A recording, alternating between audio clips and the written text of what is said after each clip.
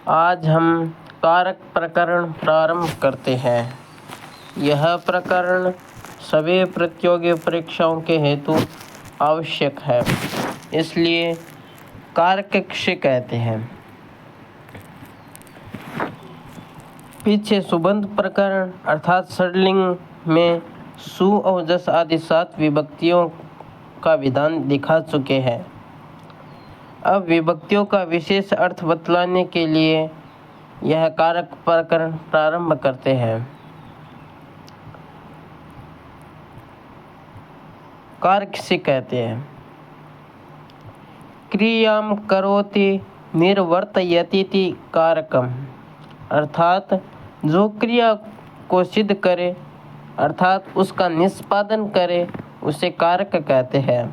अतएव क्रियाजनकत्वम कारकत्वम ऐसा लक्षण वैयाकरण वाले करते हैं।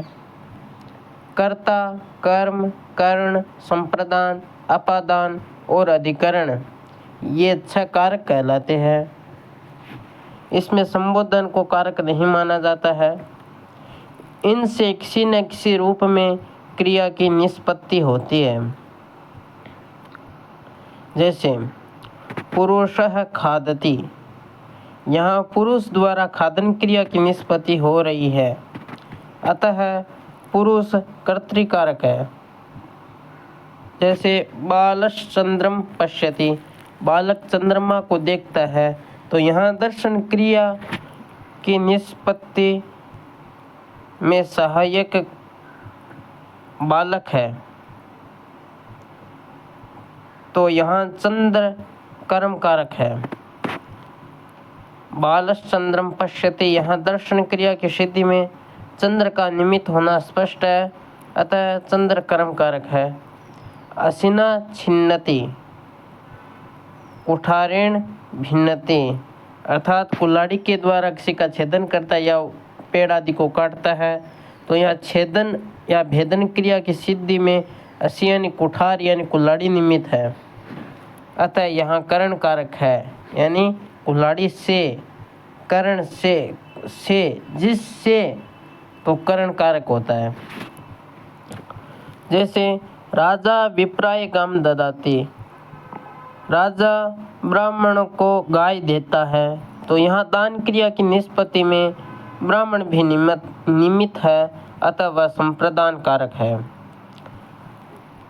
वृक्षात् पर्णम पतति, यहाँ वृक्ष से पत्ता गिरता है, किस से गिरता है तो कहते हैं वृक्ष से, तो यहाँ पतन क्रिया की सिद्धि में वृक्ष भी सहायक है, अतः वृक्ष अपादान कारक है। कटे शेते, चटाई पर सोता है, तो यहाँ शयन क्रिया की निष्पत्ति कटे यानी चटाई पर सोता है, तो चटाई पर निर्भर है, अतः यहाँ वह अधिकरण कारक है। परंतु यह विशेष स्मर्तव्य है कि मुख्य कारक कर्ता ही होता है, क्योंकि उसी के अधीन क्रिया हुआ करती है। अन्य क्रिया निष्पादक निमित्त कर्ता के अधीन रहकर ही क्रिया का निष्पादन करते हैं। दूसरों शब्दों में निमित्त कर्ता को क्रिया निष्पत्ति में सहायता प्रदान करते हैं। अतः कहते हैं कि विवक्षातः कारकाणि भवन्ति, वक्ता की इच्छा पर कारक निर्भर हुआ करते हैं। तो हम पहले कारक के कुछ चिन्ह बता देते हैं। जैसे कर्ता ने कर्म को कर्ण से, संप्रदान के लिए अपादान से, संबंध काके की रारेरी अधिकरण में पर, और संबोधन हे अरे भो। इनसे हमको पता लगा लेना है कि इसमें कौन सा कारक है। जैसे राम गांव को जाता है, तो यहाँ को आया है, गांव को, तो कौन सा कारक है यहाँ, रामः ग्रामम गच्छति। तो कर्ता ने कर्म को, तो यहाँ कौन सा कारक है, कर्म कारक। उसी प्रकार हमको समझ लेना है। अब आगे चलते हैं।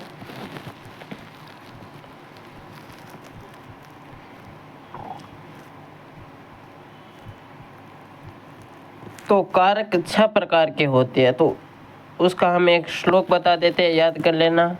कर्ता कर्म च करणम च संप्रदानम तथैव च अपादानाधिकरणे चेत्याहुः कारकाणि षट्।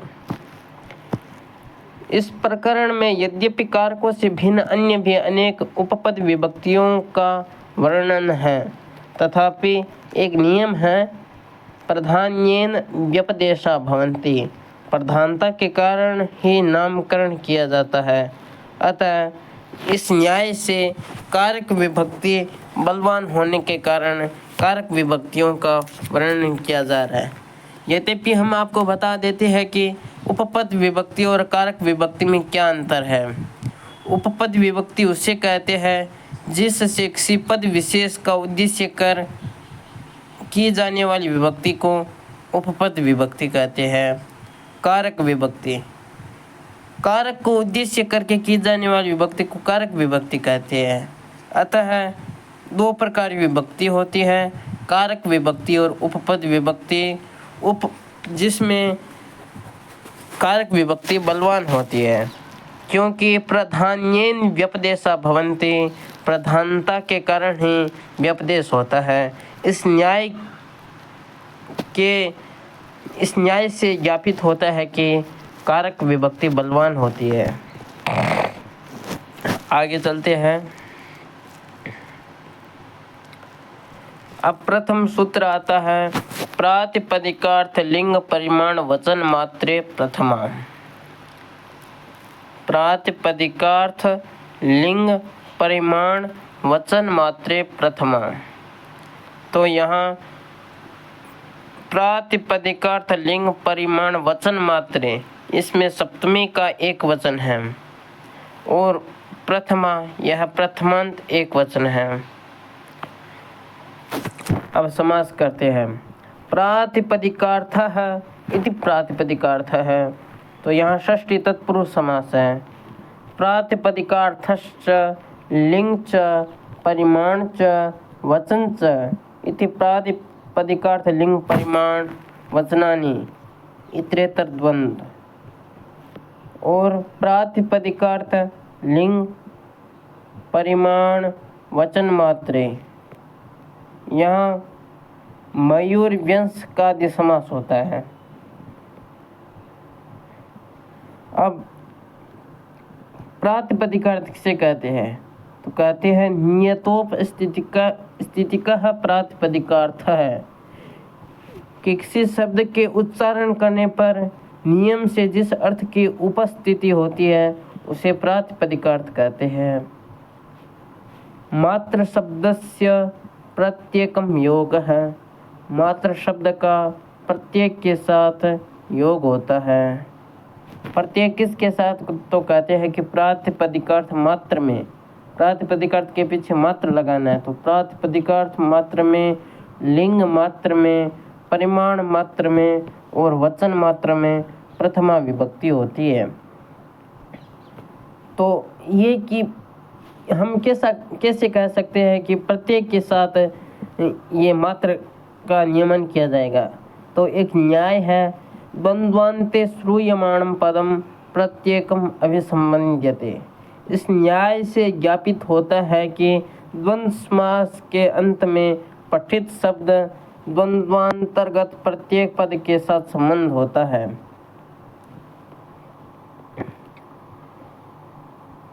तो हम प्रत्येक के साथ मात्र शब्द का ग्रहण करेंगे। क्षीर शब्द से केवल लिंग या केवल परिमाण का बोध नहीं होता, अपितु प्रातिपदिकार्थ लिंग या प्रातिपदिकार्थ परिमाण की प्रतीति होती है। तो अब कहते हैं प्रातिपदिकार्थ मात्रे लिंग मात्रा इत्यादि संख्या मात्रे च प्रथमास्यात्। प्रातिपदिकार्थ मात्र में, लिंग मात्र में और संख्या मात्र में प्रथमा विभक्ति होती है। प्रातिपदिकार्थ मात्र में जैसे उच्चैष निच्चैष, ये 2 अव्यय है, ये अनियत लिंग है, इनके कोई लिंग नहीं होते हैं। तो उच्चैष सकार है या सकार का रुत्व विसर्ग षष्ठ स्वरू से रुत्व और खर वसानय और विसर्जनीय से रुत्व विसर्ग हो गया, तो बना उच्चैः नीचैः। कृष्णः श्रीः ज्ञानम्। लिङ्गमात्रे तटः तटी तटं। परिमाणमात्रे द्रोणो व्रीहिः। वचनं संख्या एकः द्वौ बहवः। अब हम इसकी व्याख्या करते हैं। सर्वप्रथम आता है प्रातिपदिकार्थ मात्रे। तो कहते हैं प्रातिपदिकार्थ मात्र में प्रथमा विभक्ति होती है। तो प्रातिपदिकार्थ किसे कहते हैं? तो कहते हैं प्रातिपदिकस्यार्थः प्रातिपदिकार्थः। प्रातिपदिक के अर्थ को प्रातिपदिकार्थ कहते हैं। प्रातिपदिकार्थ किसी शब्द का वाच्यार्थ होता है, इसे सख्यार्थ भी कहते हैं। दीक्षित जी को इस तरह निर्दिष्ट करते हैं कि नियतोपस्थितिकः प्रातिपदिकार्थः है, कि जिस शब्द के द्वारा नियम से नियत अर्थ की उत्पत्ति होती है उसे प्रातिपदिकार्थ कहते हैं। एक नियम है, यस्मिन् प्रातिपदिके उच्चार्यते सति यस्यार्थस्य नियमेन उपस्थितिः स प्रातिपदिकार्थः है। अर्थात जिस प्रातिपदिकार्थ के उच्चारण करने पर जिस अर्थ की नियम से उपस्थिति होती है उसे प्रातिपदिकार्थ कहते हैं। यह शब्द का सीधा सीधा वाच्यार्थ सख्यार्थ ही होता है। प्रातिपदिकार्थ में प्रथमा का उदाहरण यथा उच्चैः नीचैः कृष्णः श्रीः ज्ञानम्। इन उदाहरणों से प्रथम दो उच्च नीचे स्वरादि पाठ का। अब प्रातिपदिकार्थ के उदाहरण देखते हैं क्या है। तो कहते हैं उच्च ही अर्थात ऊंचे, नीचे ही अर्थात नीचे, कृष्ण अर्थात वासुदेव, श्री यानी लक्ष्मी, ज्ञानम यानी जानना, भाव में लुट प्रत्यय होकर योर नाकों से अन होके अमीपुरों से पूर्व रूप होकर ज्ञानम शब्द की निष्पत्ति हुई है। इन उदाहरणों में प्रथम दो उच्च से नीचे से स्वरादिगण पठित है। इनसे प्रातिपदिकार्थ अर्थ में प्रथमा के एक वचन से सुप्रत्यय लाकर अव्यादाप सुपह से सुप का लुक कर देने पर उच्च ही नीचे ही इनकी निष्पत्ति हो जाती है।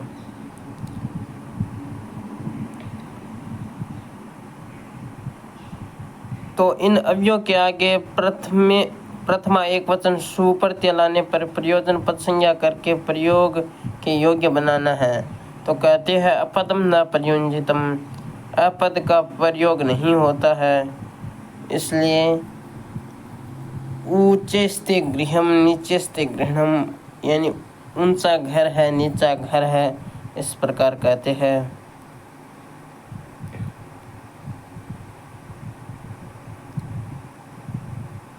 संबोधने च प्रथमा स्यात्, संबोधने च सूत्र आता है संबोधने च। संबोधन में प्रथमा विभक्ति होती है।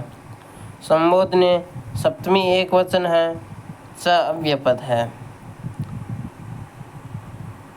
संबोधन किसे कहते हैं? तो कहते हैं सम्मुखीकृत्य इति बोधनम संबोधनम। किसी व्यक्ति को कुछ बताने के लिए अपनी ओर अभिमुख करना संबोधन कहलाता है।